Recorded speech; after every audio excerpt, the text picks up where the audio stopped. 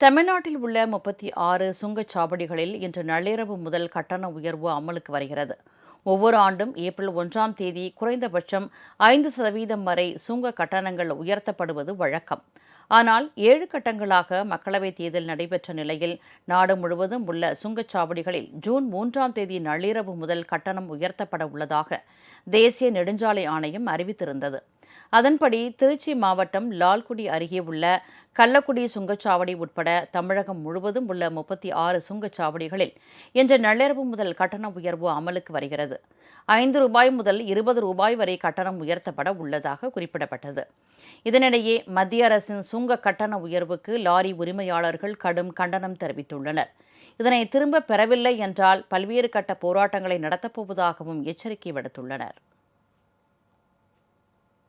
உங்கள் ராஜ் நியூஸ் தொலைக்காட்சியில் திங்கள் முதல் வெள்ளி வரை தினந்தோறும் பிற்பகல் 2 மணிக்கு உங்கள் பகுதியில் உள்ள குறைகளை நேரலையில் தெரிவிக்கும் புகார் பெட்டி நிகழ்ச்சி.